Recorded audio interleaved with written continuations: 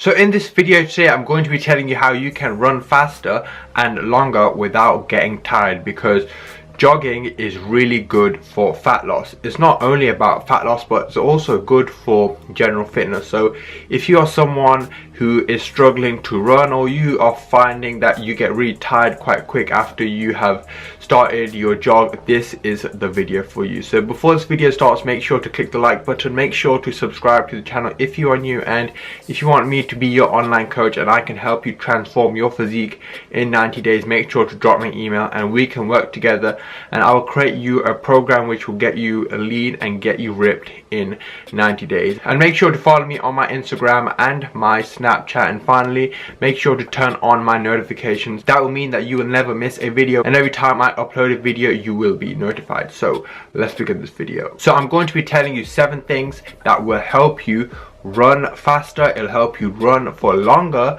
and you won't be getting as tired. So now the first thing is that before you start your jog or you start your run or whatever you are doing, for example, even if you're doing a bleep test or doing a cross country, you must stretch. And now stretching is so important, especially if you are going for a jog. The first thing is that it'll warm up your muscles before you actually do your jog, and also it will help you avoid injury, because a lot of the times you will start your jogging and you'll pull like your hamstring or something, and that's it. You might not be able to go for a jog or do any sort of running for a couple of weeks or even a couple of months. So before you start your jogging, make sure to stretch. So stretch your hamstrings, stretch your quads, you can even stretch your upper body. This will warm up your body and it will avoid injury, and secondly also put you in a good mindset before you actually start your jogging. It's just how before you do your squat, you are going to do a few sets beforehand to warm up the muscle, and then you will start your working set. That's exactly the same. You can say your warm-up sets are the whole stretching at the start, and then when you start your jog, that's when you start your first set. Or you can say you can start your working sets. So that's the first thing that I want you all to start doing, is make sure you start stretching before you start your jog. And now another big mistake that people make is that they don't pace themselves. If I say to someone, for example on my program, I will say, okay, on this particular day I want you to do a 20-minute jog. That doesn't mean like the first minute you just go all out and minute and a half comes you're tired. You have to pace yourself out, and this is very important. Just say you're doing, for example, a 40-minute jog, you have to pace your entire 40 minutes, because if you don't pace yourself, you are just going to get tired and you are not going to complete the amount of time. It's just how a marathon runner, he's gonna pace himself, and only at the end he's gonna give it his all. He's not gonna give it his all right at the start, because before you know it, after like a minute and a half, 2 minutes, he's not gonna be able to complete the amount of laps he's got to do or the distance that he has to cover. So it's very important that you pace yourself when you are starting your jog, you're doing your run, or anything that you are doing, your cross country, bleep test, whatever. Please make sure you pace yourself and don't just go like 100 miles an hour right at the start, because before you know it, you're going to be tired. Now if you are saying that, look, I can't even jog for 2 minutes, what do I do?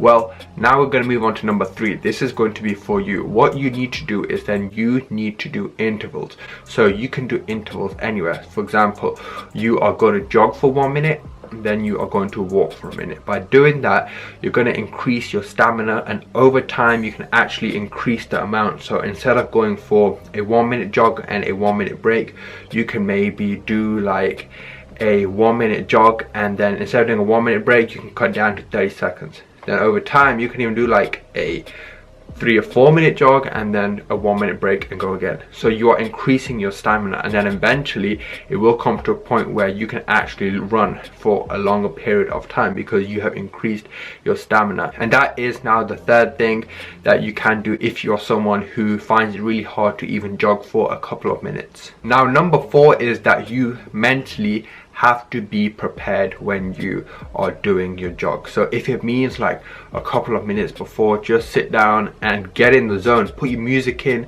and even while you are jogging, I'll recommend you to play some sort of music, because when you are doing a jog or when you have to complete the amount of distance you have to complete, what happens is a lot of the times it's not your body that gives up first, it's your mind. Because as soon as you get to that point where you are just thinking, when is this going to be over, you're gonna just stop, because your mind is telling you to stop. So you have to train your mind to just not think about it. So play some music, listen to something, just take your mind off this jogging and focus on something else. You can listen to a podcast, listen to music, just try and take your mind off the jogging, and that will really help you complete your run. And believe me, it's your mind that always gives up first, and then it's your body. Now the fifth one is your diet. Now if you are purposely going for a run in a fasted state, that is where you are not eating nothing, you're simply just going to go for a jog, that is absolutely fine. But if you're someone who actually wants to run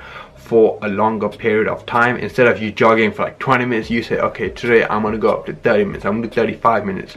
I'll recommend you to have some sort of carbohydrates before you do your jog. Now a great carbohydrate source is something like a bowl of cereal, or you can have one banana. And if you have some carbs before, you'll actually run for a longer period of time. So if you are jogging 20 minutes in a fasted state, you will be able to go like 35 or even 40 minutes.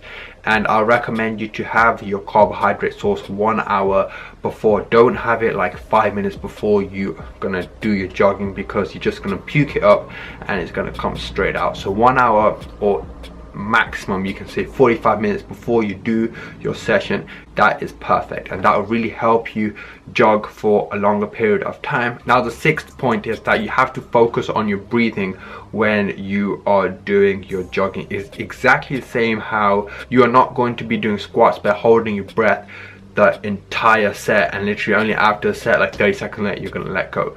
Now a lot of the times when we are jogging, we will kind of jog quite forward and have our head down, our shoulders forward. That's not going to allow a lot of oxygen going inside our body. So you have to make sure your shoulders are back and your chest is out. That will allow more oxygen to go inside your body. So that's very important. You know, you don't really focus on these kind of things, and by you having more oxygen coming inside your body, it's going to make a huge difference to how longer you can run for. And by focusing on that, you'll feel a lot better. It's good for your posture as well, because it's not good you like even walking with your shoulders really forward and your head down. That's not good. So really make sure, focus on getting them shoulders back, your chest out, and that will really help. Focus on that posture when you're jogging, and it's going to help you run for a longer period of time. Now the last point is that you have to be consistent and you have to be patient if you have a goal to run faster and run for a longer period of time. A lot of us will just give up after like 2 weeks because we feel that this is getting boring. Well, that's because mentally you've just given up, or even because you're not getting the results. Now what you need to do is that you have to have short-term goals. For example, you can say, okay, for the first 2 weeks I'm going to jog for 20 minutes. After you have completed that, you're going to say, okay, from week 2 to week 4 I'm going to jog for 25 minutes, and over time you just keep on getting better. That's what's going to keep you motivated. Don't think straight away 6 months down the line, 1 year down the line, I want to jog for 40 minutes and I want to achieve this, I want to do, for example, 8 laps of this, whatever. That's a long-term goal. But break everything down, have short-term goals, and by doing that you're gonna able to achieve that long-term goal. You know, that is so important in any fitness goal that you have, not even like in fitness goal, but anything that you have in life that you want to achieve. Just break it down, and believe me, if you keep on hitting them short-term goals, eventually you will achieve that long-term goal. And just before I end the video, I'm actually doing a giveaway. It's for this watch right here, and this watch is 100% wooden, and on their website they have a different variety of watches that you can actually pick from. And this is nice, you know, nice little fancy box that came with it. So simply all you need to do is click the link in my bio and you can win a free watch. It costs like $180 and you will be able to get it for free. Pick a watch that you want to get and that is it. That's how simple it is. You can win the watch. So again guys, if you want to work with me to get lean and get ripped in 90 days, make sure to drop me an email and I will email you the complete details on how we can work together. If you are new to the channel, make sure to click that red button below and subscribe, and finally make sure to follow me on my Instagram and my Snapchat. So I shall see you all in the next video.